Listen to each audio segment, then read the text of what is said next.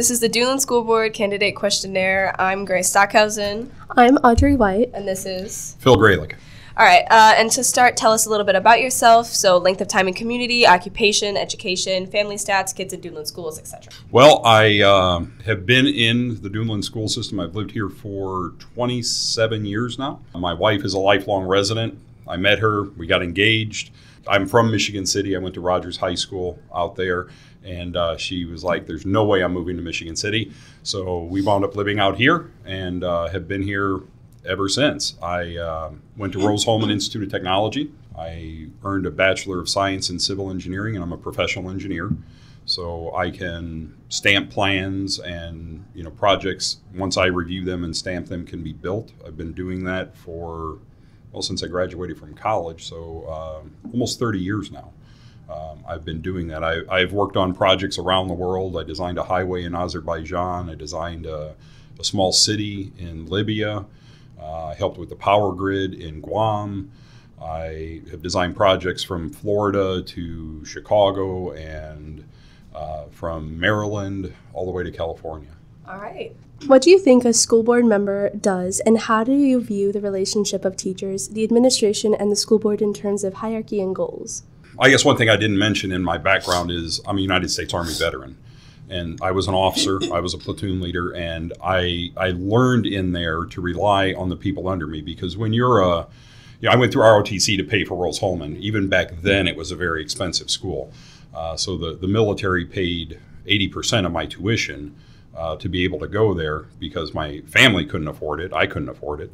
But I learned the chain of command. And one of the most difficult, I guess, experiences of my life was being a 22-year-old second lieutenant and meeting my platoon sergeant for the first time, who had been in the military for almost 30 years.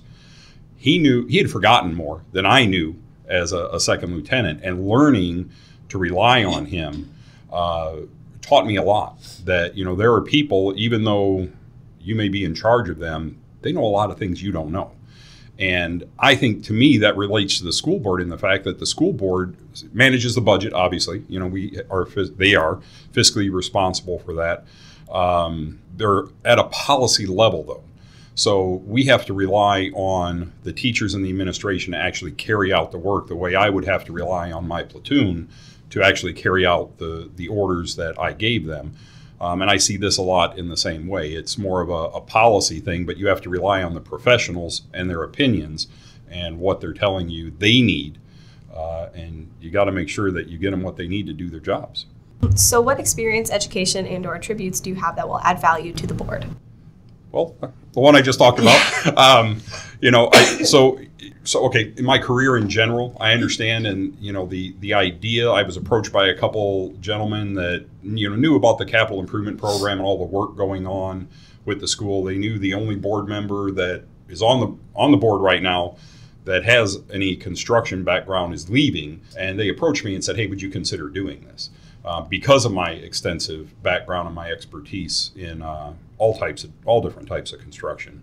I think that'll be valuable to the board. When I was a consultant, the firm I worked for, and this was 10 years ago, charged $225 an hour for me to work on someone's project. So today those rates are over $250 an hour for someone with my experience. And to have someone like that on the board that can review change orders, look at the plans and listen to what the construction managers are saying, and has been there before. I've worked for INDOT on the state side. I've been a county engineer. I am currently the city engineer of Hobart, but I've also worked for a consulting firm and a general contractor. So I've been on all sides of the table in the last 30 years, and I understand the process. So I think I'll be invaluable in that regard. But I also, like I said, I understand how to manage people who have an expertise and knowledge beyond me, and I'm realistic enough to recognize that I don't know everything. And I use the phrase that I don't know what I don't know a lot, because that's true. We don't know what we don't know. So I know I have a lot to learn, but right now I'm on 3 other boards because of my position as city engineer, and they manage multi-million-dollar budgets. We make hard decisions that affect people's lives, raising taxes or sewer rates, or things like that. That happens, and you got to know how to deal with it. You got to be able to keep your cool in a meeting. So like on a construction project, a highway project that, maybe NDOT is funding, they have a public hearing process you have to go through, and the public gets to stand up and ask all kinds of questions. And even if I know the answer, I can't answer them. I have to sit there quietly. I have to take notes. We write everything down, and all we can say is we're going to respond to you in writing. And that's hard to do.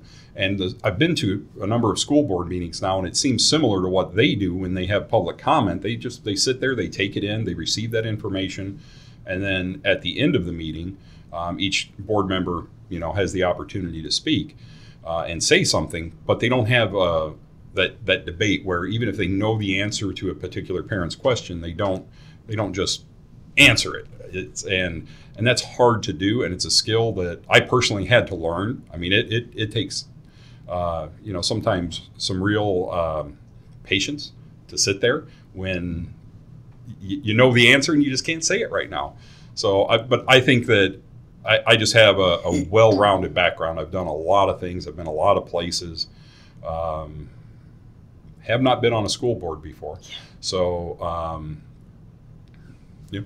we'll see how this goes. Mm-hmm. There are some who oppose, others who support the new capital campaign project within the Duneland School Corporation. Where do you stand on this issue? Well, I think, like I said before, we have to give the staff and the administration the resources they need. And if they came to the board and said, we need these things, and from some of the teachers I've talked to, specifically at Westchester Intermediate, they're full. They have no more room. All their rooms are being used. So what do we do if we don't expand those schools? Some of the other ones were, as I understand it, were old and just they needed the updates. But space is definitely a consideration. I've reviewed the plan. I have questions about it myself that I'll have to get into if I'm elected, and I will do that research. I'm an independent thinker, so I want data. I want to look at why decisions were made and go from there. But right now I see the need for it, but I can't really speak to the size of it and what they're doing. I have a couple things I noticed on the plans that I have questions about that I'll ask if I am elected. All right. Many parents are concerned about their children being protected to be their authentic selves at school. What does that mean to you, and how will you address those issues? Well, I think that the parent-child relationship is super important. And I think that if there is a problem where a student feels they can't be themselves at home, there's a deeper problem there in the family relationship than what appears on the surface. And I would hope that we could find a way to address the underlying issues. I do believe that parents are the ultimate authority and have the final say over their children. They are their children. And I remember, being a teenager and thinking, I knew it all. And you really don't lose that until you're probably in your 30s. And then you realize, how little you actually knew. And we all look back on those days and think that. So I think we have to improve the bonds there. We have to improve the parent-child relationship and help them to be who they are with their parents and seek their parents' involvement in that. In the past, there were outbursts from some parents over the mask mandate issue during COVID, allowing gay pride and BLM flags in classrooms. Where do you stand on these two issues, and how would you have addressed them? Well, okay, so on masks, again, I'm an engineer. My second language is mathematics. I am a very scientific, logical person, and from the beginning of COVID, I mean from December of 2019, I was watching this. It's kind of a thing of mine. I've been a bit of a germaphobe since the swine flu, which I don't even know if you remember when that was. But I was on a construction project that it was in Lafayette. They were rebuilding their highway department garage. And the superintendent of the project and we had a progress meeting. We had the plans out on the tailgate of my truck. We were talking about the different building issues and some change orders. we shook hands and we left that day. And I found out a few days later that night he was hospitalized with the swine flu. And I was like, oh my goodness, I was standing right there with the guy. We were like touching the plans, touching the tailgate, using the same pen, things like that. So anyway, that was just an interesting experience that I've had. So I've been big on hand sanitizers and things ever since that. Thank goodness I didn't contract it. But and right before COVID hit, I had finished a book called The Next Pandemic, which was written by a gentleman who worked for the CDC for 40 years. And if you ever want to, be scared, read that. It is amazing what is out there. So after all that, COVID comes along. And so I started doing my own research, and I'm looking not just at what, is available here in the United States, because it didn't start here. So I started looking, at what information was available out of China, what was happening in Italy, why it was happening, what was working, what wasn't working. I think I was the first person in Hobart City Hall to wear a mask, but I was also the first person, I think, to take it off, because in the beginning, when everyone was saying, the CDC especially was saying, it's on surfaces, you got to sanitize your groceries, you got to sanitize your Amazon boxes and all these things. I was already seeing the reports that, hey, this is airborne, and I knew from people that I knew whose, kids were nurses and doctors, that hospitals were preparing for an airborne epidemic, even though the CDC was behind and saying it was on packages. And then ultimately, when it became clear that cloth masks just don't work, and the data started showing that they really don't even slow the spread. If you want to be effective, you need a KN95 that's properly fitted. And if you can smell something like a candle, an air freshener, it's not fitted and it's not going to work. So ultimately, I guess on the mask issue, I think we have to be very careful. I think that some kids were actually harmed by that. And you can see that if you look again at the data of the states like Florida, who were limited in their mask mandates, and compare them to states like New York and California, where they really extended the mask mandates. And now you're seeing a rise in speech therapy needs in those states that had the extended mask mandates. Flags to me are a little, I guess, of an interesting issue, because as a veteran, I drive down the road and I see an American flag up without a light on it at night. I don't like that. If you have a flag out, there's certain protocols that you're supposed to handle. I understand, that people are seeking support for their point of view. They want to express themselves. I'm not sure if a flag is necessarily the way to do it, but I'm not familiar with what happened, because back when that happened, I wasn't even thinking about, running for school board. My son's 31 years old, so he went to the Duneland schools. My grandson's 9 years old, but he's in Crown Point. So, I'm experienced. I've had a son come through the schools here. But I don't have a child here now, so I'm catching up on a lot of that. Hope that answers your question. There is discussion at the state level of having school board members declare their political party membership. Where do you stand on this? Well, I think it's obvious who's in what party anyway, so I think it's kind of a moot point. But I see both sides of the actual issue. I see that, the general public and folks that I've talked to as I've gone door to door and knocked, they've asked me that question, are you a Democrat or a Republican? I'm like, I can't answer that. This is a nonpartisan race. I'm like, look at my Facebook page, look at my posts, and you can see what I believe about different issues. It's out there. I'm not hiding what I believe by any means. I've got all kinds of people coming after me. I would lean toward keeping it nonpartisan. And it's unfortunate that it's as political as it is. And I didn't realize that coming into this, but there are some just vicious attacks that are coming from one political side. But when you drive down the road and you see, a whole row of Democrat signs and then a school board member sign, you know whose party there are. And same thing. You can tell which way I lean by, who my signs are out there with. So it's not like we're all ignorant anyway.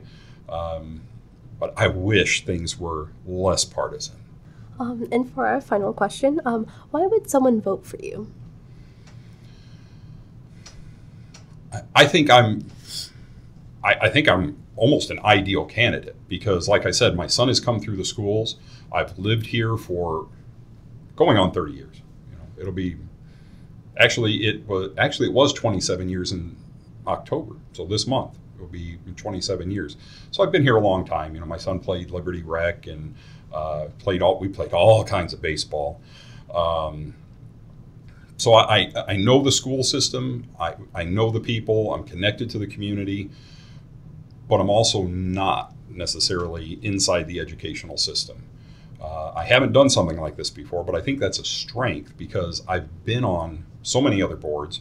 I have so many other experiences that I can bring to the table, but I don't have any axe to grind. You know, I'm not after any particular program or coach or teacher or, you know, the superintendent or whatever. I don't have a policy agenda that I'm trying to drive. I just want to make sure that you all get the best education that you possibly can. And I know that because I'll tell you, you know, having a Rose-Hulman degree, it opened doors when I graduated.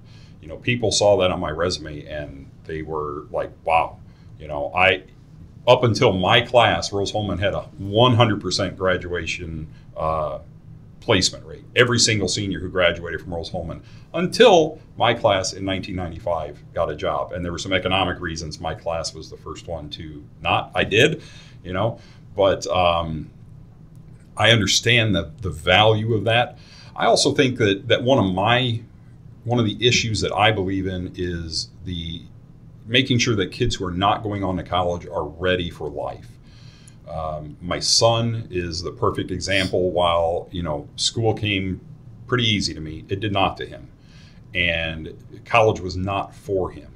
But today, he's an extremely successful lineman with NIPSCO. So he works on the power lines. And he makes far more money than I do. And he didn't have to pay for a college education to do it. I just paid my student loans off a few years ago. You know, I mean, like I said, Rose-Hulman was expensive. Even with ROTC, it was expensive. So there are options out there that I, as a student, a long time ago, never even knew. But there are jobs out there for people who, with just a high school diploma and a good work ethic, where you can make $200,000, $250,000 a year without a college education. But my guess is that 95% of the students in the system have never heard that before. I know I didn't, and my son didn't. He was pushed, you know, you got to go to college, you got to have a degree. He did one semester of college and he was like, Dad, this is not for me. And thank God he did. He found what he's good at and what he loves to do. And we need to help young people find what they love to do and prepare them to do that. Not everyone has to go to college to be successful. The ones who want to and have that aptitude, I think Chesterton does a great job of getting them ready. You guys have an excellent school system and we need to keep that going. I just think it needs to be a little more well-rounded. I think that's it. Well, thank you for your time. Yes, Thank you very both. much.